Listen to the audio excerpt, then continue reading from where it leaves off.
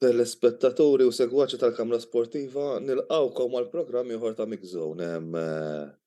Illum ħan iddiskuti wara il-logħba li kellna l-bieraħ tal-Premier League kontra il-Wolves. Nixtieq infakkar li din logħba ġiet posposta u allura labni għall-bieraħ tgħiduli mnalla labni għall-bieraħ fi żmien li kienet ġiet posposta konna dejjem informali ġifieri forsi di li ġiet il-logħba il-bieraħ kienet għalina s-supporters tal-Liverpool aħjar, però wieħed għandu jżomm f'moħħu wkoll li forsi l-plejers jistgħu jkunu għenin aktar ħadd, mhux qed inġib skużi laqqas xejn naf li fiċ-ċert ħanaraw line-up ukoll differenti kontra l-United. Il-bieraħ, il-logħba tal-bieraħ, minn fejn ħanibdew x'nixtieq nibda ngħidilkom. Ma nafx taqblux miegħi supporters tal-Liverpool, però fl-ewwel ħaf naħseb kulħadd kien ħajħossu naqari qed u għajjin bil-performance li bdew jagħtu l-Liverpool. Fil-fatt, kulħadd beda jgħid ħafna supporters tal-Liverpool x'ħaf time boring kellna, għaw x'ħaf l-ewwel ħaf. Wara li spiċċa l-ewwel ħaf kulħadd beda jgħid il-ħaf tagħna kien vera boring u vera diżastru. Ma rajniex azzjonijiet li rajna fil-logħbiet kontra Newcastle u Everton, però kemm xejn aħjar mill-logħba ta' kontra Crystal Palace qed ngħidu dejjem għall-ewwel ħaf. Ġew żewġ chances tajbin Harvey Elliott, però nibqa' ngħidu nsostni li Harvey Elliott postu mhux hemm, postu mal-linja u he's a winger u jibqa' jilgħab fin-nofs, però l-bieraħ rajna d-differenza mbagħad meta bdew deħlin midfielders oħra. Speċjalment meta daħal Henderson. Nixtieq ngħid ukoll il-bieraħ għalkemm ġieli kellu logħbiet ħżiena dal-aħħar u forsi għalha daqsxejn ta' kritika mhux ħażin. Fabinho l-bieraħ kien jgħid tajjeb u fil-fatt fl-ewwel ħaf ukoll ħa ballun tajjeb fil-kaxxa avversarja tal-goalkeeper tal-Wolves ħad ballun tajjeb u kieku prova jixxutjaw jaf konna narawh l-iskorja ballun wara żmien twil li ilu ma jiskorja. X'nistgħu ngħidu aktar dwar il-logħba tal-bieraħ? Diviża kienet kemm xejn aħjar għalkemm kien hemm okkażjonijiet fejn il-Wolves kienu perikolużi, kien hemm okkażjonijiet fejn rajna Sabarja seta' skorja faċilment, kien viċin ħafna, kien perikolus ħafna. Però Konate u Virgil van Dijk qablu ħafna flimkien rajna d-difiża aktar soda. Inna ma narawhom jilagħbu flimkien Virgil van Dijk ilu kien ma jkollu logħba tajba l-bieraħ nistgħu ngħidu li lagħab logħba tajba, qed naraw li Liverpool forsi ħajjibdew jieħdu naqallik aktar bis-serjetà. About time, m'hemmx triq oħra ġejjin logħb tqal. Ġejjin logħb ġifieri issa għandna logħb kontra il-United il-ħadd u mbagħad għandna xi logħba ma' tim żgħir, però mbagħad nerġgħina ma' City ġifieri ġej xahar f'April li April ħajkun il-vera fejn ħankunu nafu fejn qegħdin u hekk għandniex ċans nikkwalifikaw għaċ-Champions League. It-tieni ħaf rajna aktar rispons qawwi mill-iskwadra tal-Liverpool hemm labna ħafna aħjar. Rajna Nunes ħassrulu gowl li għalija personali ma kellux jitħassar. Paul Tierney meta jilgħab jirrefri kontrina l-aħħar logħba ma ninsewx li mal Crystal Palace mhux l-għaddiet ta' qabel keċċa wkoll Nunes kellu għal xi keċċieħ, però Paul Tierney l-bieraħ beda jiffrustra l-Liverpool jisaffar il-ħin kollu għal xejn. Mhux qed ninsib skużi laqqa xejn, però hija l-verità. Mirra l-logħba tal-Liverpool u minnu newtrali jara li l-bieraħ Paul Tierney prova jagħta hard time lis-supporters tal-Liverpool. Nerġa' ngħid Nunes il-bieraħ it-tieni ħaf kien ħafna aħjar, kien perikolus, l-ewwel ħaf kulħadd kien average performance, ħadd m'għamel xejn ta' barra minn hawn, però t-tieni ħaf rajna t-tim iqum. U biex nerbħu l-lob li jmiss ma nistgħux noqogħdu sejrin hekk u nagħmlu nitilfu ċ-chances, fis-sens l-ewwel ħaf norqdu għax nkun qed nirriskjaw. Mela il-Liverpool dew x'ħajamlu u l-performance tkun aktar hemm mill-ewwel minuta tal-logħba sal-aħħar tisfira tar-referi, ġifieri ma jistgħux jibqgħu sejrin hekk inkella ħambagħtu. Inkella s-sibt is-supporters tal-Liverpool ħanibku. U s-sibt ma naffordjawx nitilfu għax nafu x'jiġri. Ġifieri aħna s-sibt hija logħba importanti daqs final ta' tazza. Illi kif qed tirmilux u kien hemm xi kummenti waqt l-aħħar mixow, is-sibt hija l-ikbar logħba fid-dinja tal-futbol. Ġifieri l-Liverpool ma jistgħux jaffordjaw jagħmlu dawk l-iżbalji. Nerġa' ngħid, ilbieraħ fit-tieni ħaf labra ħafna aħjar. Mbagħad skorjajna l-ewwel gowl jekk min issejjer żball. Madonna. Min skorja l-ewwel gowl? Insejna. Però rajna Kostas Tsimikas ġera ġirja tajba u krossja ballun tajjeb li minnhom ħsibtu l-Nunes jiena u krossja ballun tajjeb fejn imbagħad il-Liverpool skujjaw b'saħħa ta' Salah dak qed ngħidu mat-tieni gowl. L-ewwel gowl kif insejt u misli nistħidi fuqha bħala supporter tal-Liverpool. L-ewwel gowl rajnieh ġej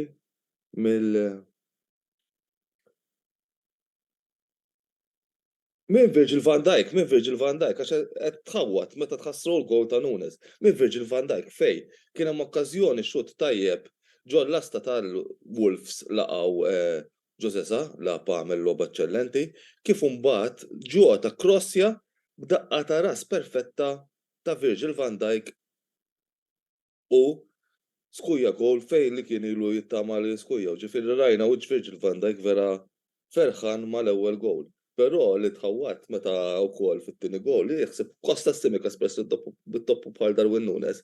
Ġera ġirja tajba u għamel cross tajjeb lil Mohamed Salah u ħawwat ħafna mis-supporters tal-Liverpool fosthom jiena fej u s-supporters tal-Liverpool ħasbuh Darwin Nunes. Mohamed Salah il-bieraħ ħa pjaċir li skojja gowl u rajna li kemm jerġgħu qed jaqlaw iqlajjiet li aktarx l-isma' tim ieħor mhuwiex il-każ għalissa issa jitlaq ikun telaq, it's an ideal time li jkunu kkaxxew minn fuq il-Liverpool ġifieri aħna ħanaraw revamp kbira fl-iskwadra tal-Liverpool miljun fil-mija. Ġifieri s-sinjali hemm qegħdin u biex qalak Klopp ma naħsibx li ħajjiddiżappuntaw di darba l-owners tal-FSG. Ukoll nixtieq insemmi dwar l-owners tal-FSG qed jissemma wkoll li hemm aktarx il-media, l-owners media tal-Formula 1 fejn ħajinvestu aktarx fl-iskwadra tal-Liverpool. Il-Liverpool, l-FSG mhux qed ifittxu forsi u ħafna forsi supporters tal-Liverpool fosthom jien kienu ddiżappuntati minn dak l-istatement, però qed ifittxu investment u naraw x'jista' jiġri quddiem ġifieri issa nħallu f'idejn l-FSG u m'hemmx aktar xi tagħmel.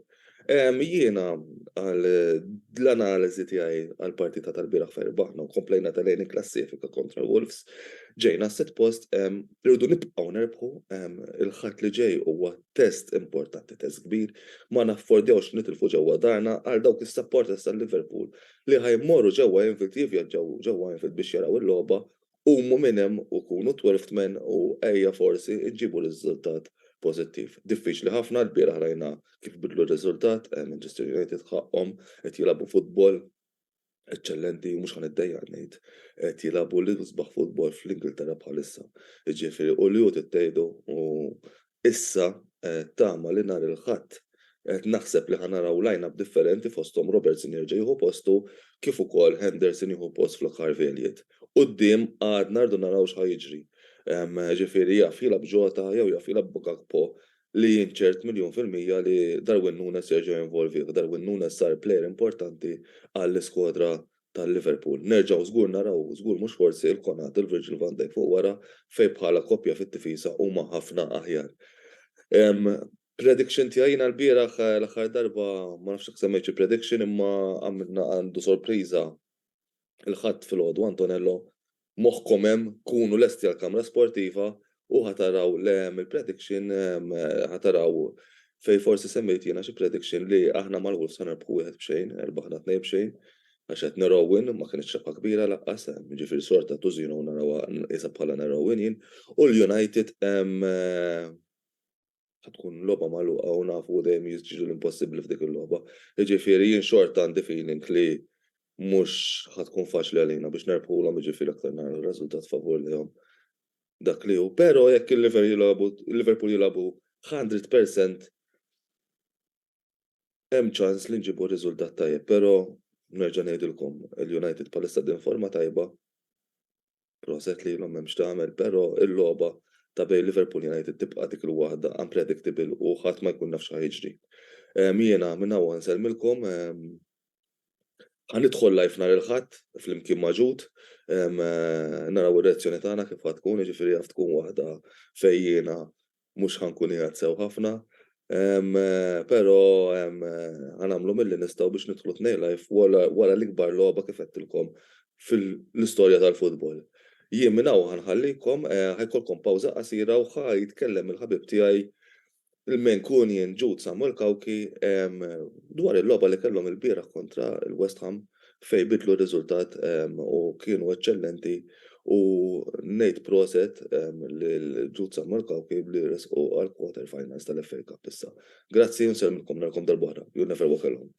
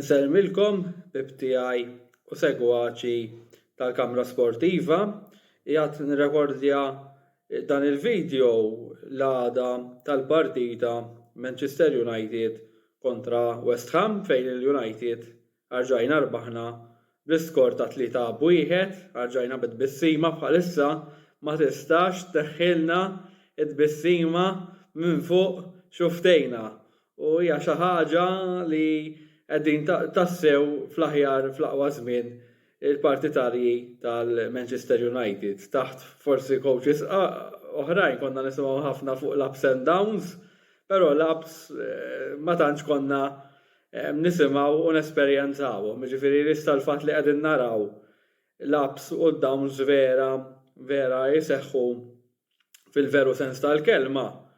Hija xi ħaġa li jalla nibqgħu sejrin hekk. Però nkunu onesti wkoll naħseb il-partita tal-bieraħ, ġifieri tal-erba', naħseb illi inkixfu wkoll jew ikkonfermajna ċertu affarijiet illi konna nafu diġà. Jiġifieri li hemm baħar jaqsam bejn ċertu players tal-United komparati ma' players oħrajn. X'jiġifieri? Rajna differenza bejn l-ewwel half u t-tieni half. Mela fl-ewwel half jiena qbilt ħafna mal-coach illi jagħmel il-bidliet li jagħmel. Għaliex inti wara l-ewwel ħaġa konna ġejjin minn logħbiet ibsin ħafna mal-Barcellona fejn ikkonsumajna ħafna enerġija f'dik il-logħba u wassalna. Arġajna wkoll labna full team kontra Newcastle fil-finali u once again kienet partita li kontrollajna tajjeb, però mentalment u fiżikament logħba bħal dik l-istess toħodlok ħafna enerġija u tarġa' tilab 3 ijiem wara bażikament kontra tim West Ham li nafu li dejjem jagħti battikata l-United. Jiġifieri ċertu bidliet bil-fors kellhom isiru. U rajna infatti bidliet bħal li rajna l-Maguire fil-bidu flimkien ma' Lindelof, rajna wkoll il-Dalot li kien diġà beda kontra Newcastle fil-finali u raġa' ġie konfermat, u rajna wkoll lil Malacia li jilgħab flok Luke Shaw.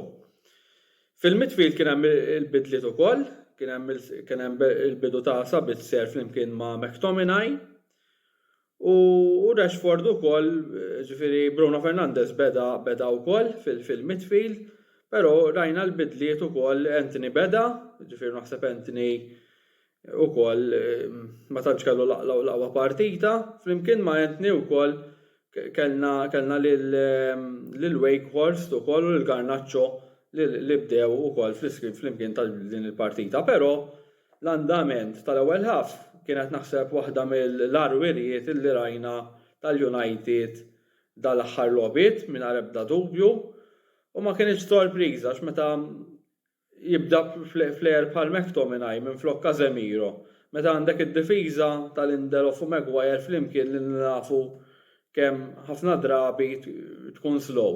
Il-build-up ikun slow, jisu jislow jattim kollu magħhom ċertu players.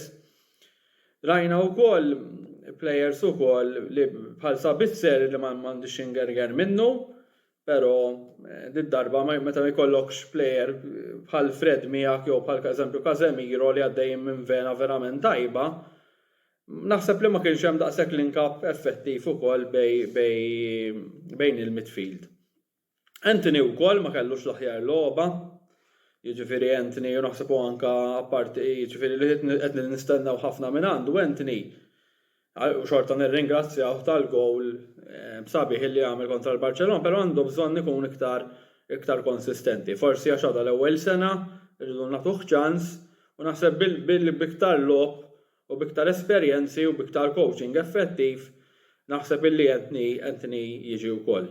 Malacia naħseb ma kellux ukoll l-aħjar partita u meta tikkombina naħseb dawn il-fatturi kollha tinduna li kellna fl-ewwel ħaf illi naħseb konna fortunati illi tħallna il-partita xejn għaliex kien hemm mumenti fejn il-West Ham setgħu fetħu l-iskor il-United ukoll għaliex Sabitzer kellu ċans tajjeb u l-goalkeeper tal-West Ham kien informa. Però il-logħba fl-ewwel taqsima spiċċat xejn u ħriġna għat-tieni taqsima. It-tieni taqsima fejn saru ħafna bidliet, l-ewwel bidla kienet l-iktar waħda li xtaqna li naraw Scott McTominay jinbidel u jidħol Casemiro u naħseb diġà l-andament tal-partita hemmhekk beda jinbidel. Jiġifieri il-Manchester United bdew jieħdu iktar over il-partita, però dejjem kienet qisha qed tidher dik il-logħba li tista' tkun logħba li tintrabaħ wieħed xejn. Dak il-ħin bdejt naħseb illi min ħajskurja l-ewwel logħba, l-ewwel gowl f'din il-logħba se jkollu ċans kbir li jerbaħ il-partita u bħala partita rrid tibda tibża illi dan se jseħħu jiskurjaw il-West Ham kif infatti ġara.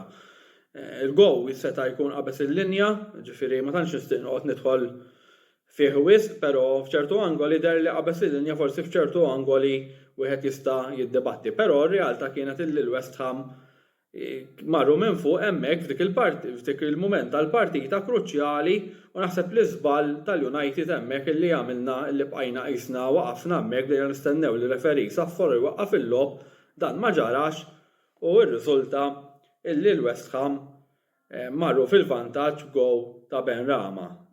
Minn hemmhekk il-qudiem isu donnu l-United bdew jafsu iktar, saru wkoll is-sostituzzjonijiet illi kellhom isiru fosthom rajna wkoll il-Rashford jidħol flok Anthony, rajna wkoll il-Martinez jidħol flok Victor Lindelof u minn hemmhekk ġiet partita oħra. Bdejna nattakkaw ukoll l-Stratford End illi kemm nafu f'dawn it-tip ta' logħbiet jista' jkun influenti u in terms li kif jgħidu l-Ingliżi it puts the ball in the back of the net, Kienet xi ħaġa li kienet ta' favur il-United, però il-gowl wasal ġibna draw permezz ta' Casemiro, però il-gowl tħassar kif kellu jitħassar, kien offside, ma nistgħux ingergru fuq hekk.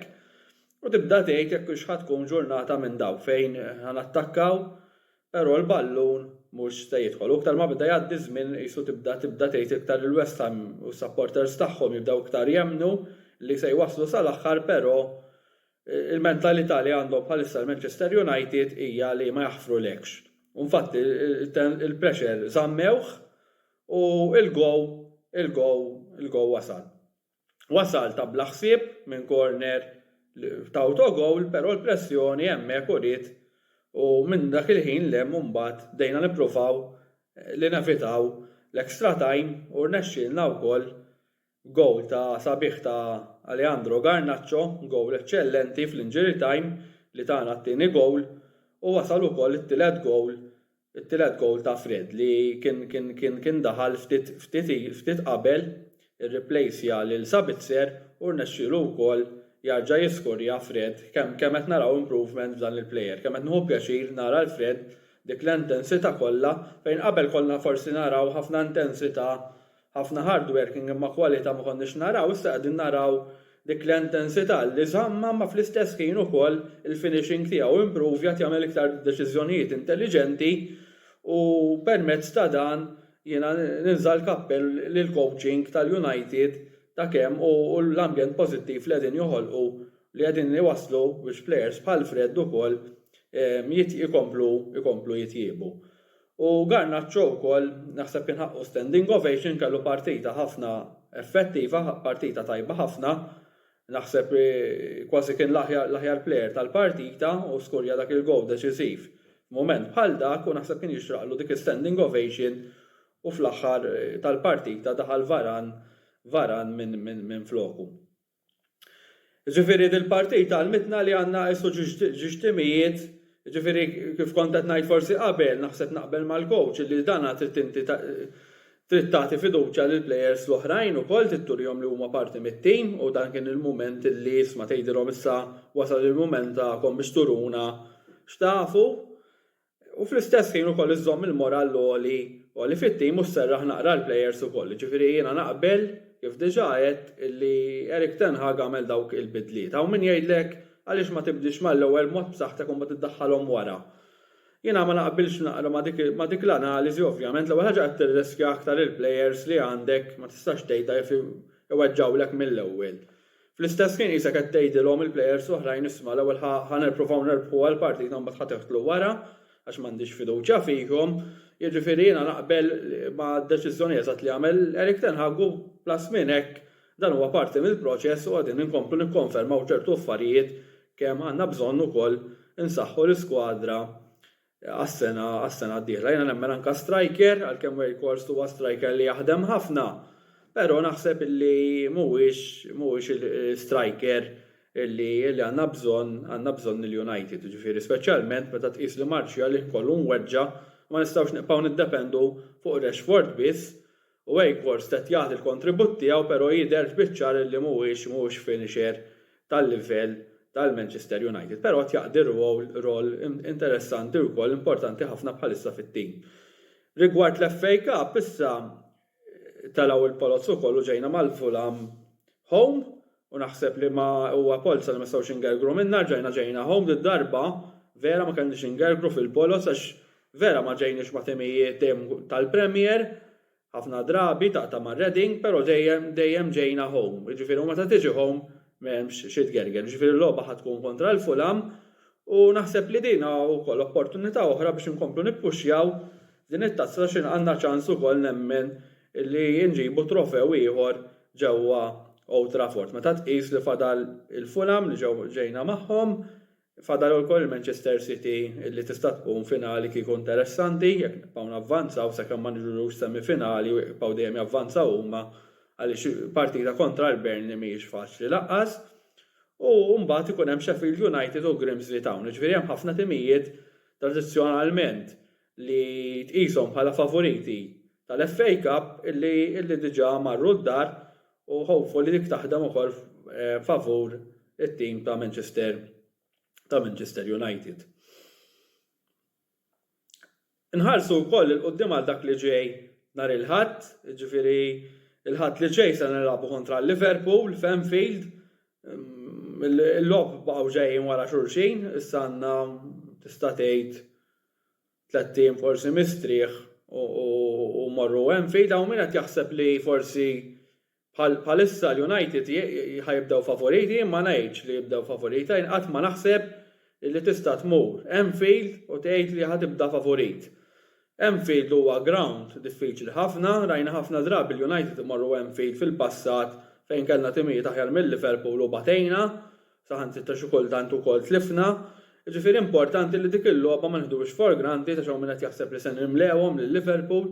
Jiena kawt ħafna f'dik il-logħba u nemmen li il-Liverpool f'logħba bħal dik se jqumu. Kif nemmen se jqumu l-United ukoll, ġifieri issa l-ewwel kif labna fl-ewwel ħaf dawk il-players nippretendi li nhar il-Ħadd qed nistenna li se jkun tim totalment differenti fejn narġgħu naraw il-Casemiro jibda, narġgħu naraw il-Varane u l-Martinez, narġgħu naraw il-Luke Shaw, narġgħu naraw il-Marcus Rashford, tkun forsi ma nafx x'ħarġa jibda Garnacho jew Sancho, dik hija għażla fil-coach, però ħanaraw iktar tim saħħtu mill-bidu tal-United. U f'logħba bħal dik tkun hemmhekk ready for a battle, jekk ħammorru hemmhekk naħsbu li hija for granted li se nerbħu lill-Liverpool, naħseb li ħanieħdu sorpriża għaliex il-Liverpool iqumu għal dawn it-tip ta' logħbiet u ma ninsewx. L-aħħar 3 logħbiet tal-lig ta' Liverpool rebħu 3 logħbiet. Ġifieri le, l-aħħar logħba ma rebħux actually, l-aħħar logħba rebħuha mill-bieraħ. Rebħu 2-0 kontra l-Wolves ta' qabel mal-Crystal Palace, ma bta' qabel rebħu wkoll lil-Newcastle ukoll. Ġifieri il-Liverpool ukoll ta' dik il-logħba li kellhom kontra Real Madrid għaddejjin ukoll minn vera mhux ħażin fil-lig u ma ninsewx li il-Liverpool għadhom qed jittamaw li jieħdlu fiċ-Champions League. Ġifieri rridu nkunu aħna nemmen bħala Manchester United li nippruvaw kemm jista' jkun ma ħalluhomx jieħdlu fiċ-Champions League, tkun isbaħ kieku bħala Red Devils nkunu aħna li nagħtuhom naqra mhux spinta l-qudiem għax hekk jerpolna ikunu wisna ftaħnilhom orizzonti kif għamilna ftit ta' snin ilu meta konna tlifna magħhom f'Old Trafford u permezz hekk għennihom biex jieħdu fiċ-Champions League. Però l-ittir tal-United veru ħaġa għandna t-targets tagħna, ġifieri ma nqogħdux ngħidu għax biex nwaffqu l-Liverpool milli jieħdlu miċ-Champions League għalkemm tkun sweet kieku għax għaliex ngħid sweet jien għax il-Liverpool għalkemm hija naħseb li sabiħa li jkun hemm il-United u l-Liverpool fiċ-Champions League. Naħseb li il-Liverpool jista' jkunu ta' tret jarġgħu is-sena d-dieħla għall-United. Jiena nemmen f'Jurgen Klopp, nemmen li huwa coach kapaċi u b'investimenti u bil-għaqal il-Liverpool jaf jarġgħu jkunu ta' tret għall-United is-sena d-dieħla. Jien għandi ħafna fiduċja fit-tim tiegħi, però ma narmix lil ħadd ieħor. U permezz hekk kieku naħseb Liverpool mingħajr Champions League naħseb l-awra tagħhom tonqos xi ftit. U bekk kieku naħseb kieku l-United jerbħu nhar il-Ħadd naħseb nagħtuhom daqqa ftit għal dak it-tragward, l-unika tragward tista' tgħid li fadlilhom. Ġifieri nantiċipa logħba 50-50 u jalla bħala Manchester United inna ma nerbħu ġewwa Anfield, inna ma nerbħu naħseb l-aħħar li erbaħna 2017 jekk m'iniex sejrer żball kien il-gowl ta' Wayne Rooney fl-aħħar minuti fejn kien rebbaħna dik il-partita, però minn dakinhar law qatt ma erbaħna rġajna ġewwa Anfield. Kien hemm ħafna drojiet, kien hemm telfiet ukoll u telfiet koroħ ukoll, però nhar il-Ħadd qed nistenna United jiena li jmorru f'Anfield kuraġġ, qed nistenna Liverpool ukoll li d-darba ħajkun hemm iktar dak ir-rispett u l-biża' mill-United, però nafu li Liverpool f'dawn it-tip ta' logħbiet iqumu u nkun sorpriż jekk ikun ara xi logħba one-sided jiena u m'iniex qed nistenna dik it-tip ta' logħba. Jiġifieri alla nhar il-Ħadd come Sunday we will be celebrating again u kieku nexxilna nerbħu dik il-partita mbagħad min jaf nistgħu nkomplu nagħmlu f'dan l-istaġun. Dak kollox ħbib tiegħi li kelli xi ngħid għal dan il-video, issa ser nifqu għal wafqa tar-riklami u wara dan l-editur tal-Kamra Sportiva se jkun qiegħed ikellimna rigward l-aspettattivi tal-McLaren għas-sena d-dieħla. Insellmilkom ħbib tiegħi sakemm ma narġgħu niltaqgħu.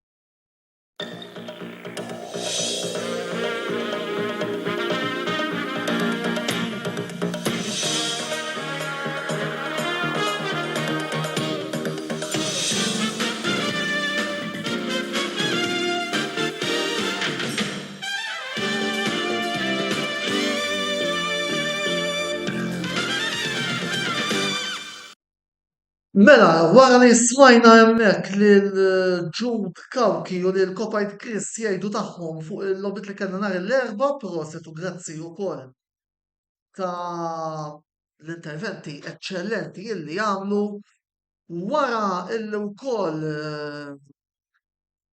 naħseb tkellem kulħadd rigward il-rispettivi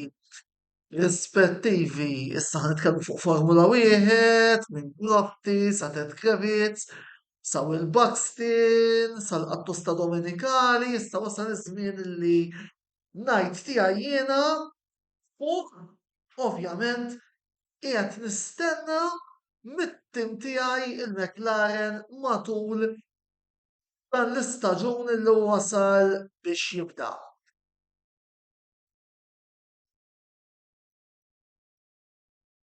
Nkun onest, mhux li qed nistenna xi affarijiet sbieħ din is-sena. Tgħidulix li ħanibda nilqa', imma meta tikkumpara it-tim tagħna ma' oħrajn għad għandi naqra dubji. Jiena fil-fatt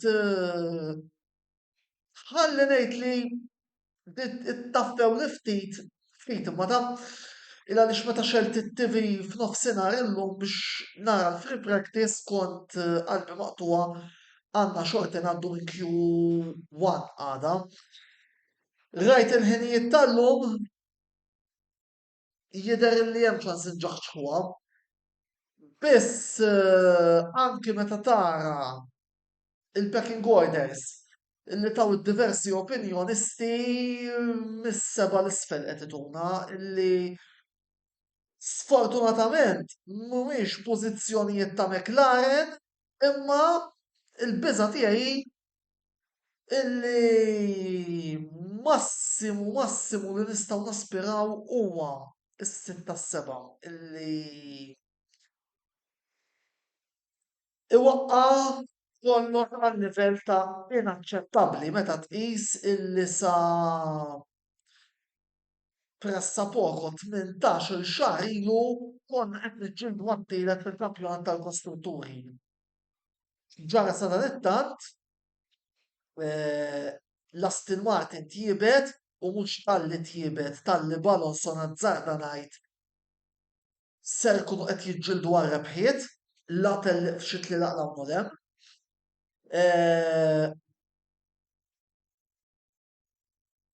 Aħna għandna xi problemi kif fil-fatt ikkonfermaw il-mexxejja tagħna Sew Zac Brown u anke id-deputat mexxej ġdid Andrea Stella Għaddet nistennew xi aġġornamenti li għandhom jidħlu għall-Azerbajġan li ħadkun fl-aħħar ta' April. Jiġifieri din id-darba ma tantx qed nara affarijiet sbieħ ġejjin fid-direzzjoni tat-Tim Papaja. L-isperanza tiegħi hija illi sfortunatament se jkolli ngħidha Lando Norris ma jiddemotivax ruħu, jibqa' minn hawn jew minn hemm jipprovdi l-mirakli, forsi biex nillimitaw parzjalment id-danni naraw x'ħan naqru ta' tliet tiġrijiet fejn jidħol punti għalkemm kif qed nara l-Alan jgħid iva vera kellu ħin kompetittiv fuq il-medji fil-free practice tu ma hawnhekk qed nitkellem mod ġenerali mhux qed nirreferi biss għall-Grand Prix tal-Baħrejn, qed nirreferi għal dak li qed nistenna jiena għal matul dan il-kampjonat. Se tkun midfield battle taħraq, però f'dan l-istadju l-Aston Martin qed narhom qabli, l-Alpine u l-Haas qed narhom kemm xejn qabli wkoll, jiġifieri għalissa min qed nara lil hinn mis-seba' post. Nemmen illi l-Williams u l-Alfa Tauri b'xi mod se nwaddbuhom warajna.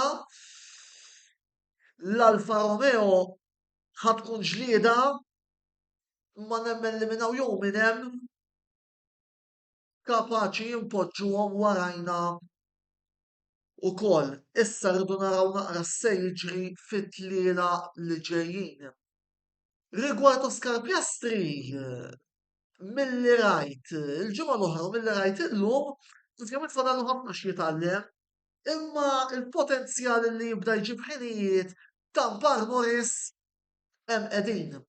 Vera lillum id-dittakk naqra kbir kien fuq is-sekonda, ħin minnhom biss għamel xi żbalji wkoll, ma rridux ninsew illi d-darba m'għandniex sewwieq espert bi 8 rabtiet fuq is-CV tiegħu ma Lando Norris imma sewwieq debuttant. U dan ifisser illi rridu ntuħ iċ-ċans kollu illi jikber u jiżviluppa fil-fatt anki jekk qiegħed ngħid illi mhijiex ħadd tkun aċċettabbli li nibqgħu daħqu n-nies, min-naħa l-oħra jiena rrid nifhem illi għandna sewwieq debuttant illi jrid jingħata ċ-ċans kollu li jista' biex ovvjament jitgħallem il-karozza, jitgħallem l-ambjent tal-Formula 1 u jiżviluppa. Għandi fiduċja fi Piastri illi wara kollox ma tix ninsew illi da fl-ewwel sena tiegħu fil-Formula 3 sar champion, fit-tieni sena fl-ewwel sena tiegħu fil-Formula 2 sar champion. Voldi għandi fiduċja fit-talenti ta' Piastri, imma nibqa' nsostni illi l-iżvilupp irid isir għaldaqstant b'wiċċi minn quddiem ngħid ukoll illi l-pressjoni qiegħda fuq Zac Brown dis-sena, qiegħda fuq James Key dis-sena, qiegħda fuq Andrea Stella dis-sena. Ma nistgħux nibqgħu hemm isfel. Diġà ir-raba' qed nara telaq meta tqis it-titjib tal-Aston Martin u l-kapaċità tal-Alonso, ma nistgħux nibqgħu ninqatgħu lura. Għaldaqstant biex anki nagħlaq l-intervent tiegħi għalissa l-ewwel tliet tiġrijiet naħseb li l-aħjar nibqgħu saqajna mal-art, naraw li almenu ngħaddu Q1 u mbagħad naraw kif se jirnexxilna nirraċċew xi punti. Jalla l-aġġornamenti illi eventwalment ser jiġu ikunu aġġornamenti diċenti u sura ta' nies illi jgħinna nkomplu navvanzaw. Biss ma rridx nikkomprometti ruħi u ngħid inżommu l-5 post. Għaliex sfortunatament qed nara jibsa ħafna. Voldiri tistennewx illi anzi mhux qed neskludi videos sfoghi matul din is-sena. ħanajdilkom hekk, imma darba kien ħajkolli nirridimensjona ruħi nifhem li s-sitwazzjoni tal-McLaren mhix daqshekk feliċi u nisperaw illi ikollna żvilupp ta' karozza aħjar almenu mill-Haas u mill-Alfa Romeo u mill-Alpine. Forsi b'xi mod, ħanajd b'xi mod ma nkunux daqshekk lura. Però qiegħed nara midfield battle taħraq ħafna u nerġa' ntenni nisperaw fl-aħjar matul dan l-istaġun, però ma tantx qed nara prospettivi sbieħ. Jekk forsi mbagħad qed torbtuni x'ngħaddi b'reviżjoni, gut feeling qed jgħidli is-sitta ma aktar naħseb li s-seba' ġejja l-aħbar din is-sena. Again, f'każ li niġu f'dal pożizzjonijiet ovvjament irridu neżaminaw is-sitwazzjoni u mbagħad min għandu jirrispondi dis-sena iva se jkollu jirrispondi. Għalhekk il-McLaren m'aħniex timtem isfel, imma l-McLaren irridu naħdmu biex forsi xi darba nkunu qed niġġieldu mal-Ferrari ma' Red Bull għal rebħ tal-kampjonat. Mela, jiena issa ser nieqaf hawnhekk, bħas-soltu nirringrazzja lill-isponsor tagħna The Barber Room illi oġbu wkoll jirriklama għal dan il-programm. Infakrukom ukoll biex tużaw is-servizzi tagħhom bħalma nuża jien mod regolari il għaliex indirettament tkunu qegħdin tgħinu lill-kamra sportiva tkompli tella diversi kontenuti.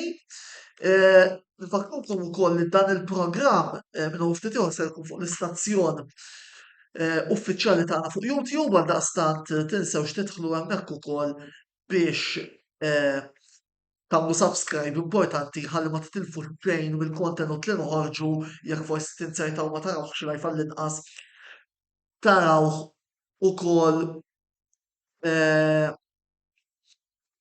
fil-kumdita tagħkom. Finalment qabel ma nagħlaq biex inwieġeb ukoll lil Kyle Cardona, Kyle iva rajna progressi mit-testijiet għall-lum, imma ma nafx. M'iniex fidutlis biżżejjed għalissa, jalla jkollok raġun u nkomplu navvanzaw. Qabel ma nagħlaq però ser ngħaddi naqra żewġ kummenti ħfief malajr. Fit-tmiem il-ġimgħa is-supporters tal-Liverpool u tal-United nistidilhom biex isegwu l-paġna għaliex ippreparajna intervista doppja maż-żewġ YouTubers tagħna in konnessjoni mal-logħba li se jkollhom il-ħadd fil-ħamsa. Big Zone il-ħadd fil-għaxija għalkemm jien se nkun qed nitkellem fuq internet ir-reazzjoni tal-Grand Prix tal-Baħrejn se toħroġ nhar it-tnejn fid-9 flimkien ma' Andrew Zarb illi se jkun qed jiddebutta wkoll se jkun qiegħed sort of ta' jgħinni se din is-sena fejn jkunu kontenuti tal-Formula wieħed wara tliela se nkunu qed nalternaw daqqa noħroġ jien daqqa joħroġ Andrew u possibilment Wayne Micallef ikun qiegħed itina daqqatit ukoll għaldaqstant se jkollna naqgħa ta' taħlita minn toq se tisimgħu telliqa wara telliqa lili neqra ta' il-McLaren sejra ħażin u għax Norris għax-xaqa u għax l-istrateġisti qed idaħħu n-nies volli din id-darba ser ikollna naqra ta' alternanza. Jiġifieri, jiena għalissa ser naqaf hawnhekk, grazzi tal-li segwejtu il-programm tagħna llejla, sakemm nerġgħu niltaqgħu fil-programmazzjonijiet oħra, ħudu ħsieb u l-komplement tal-weekend it-tajjeb ħbieb.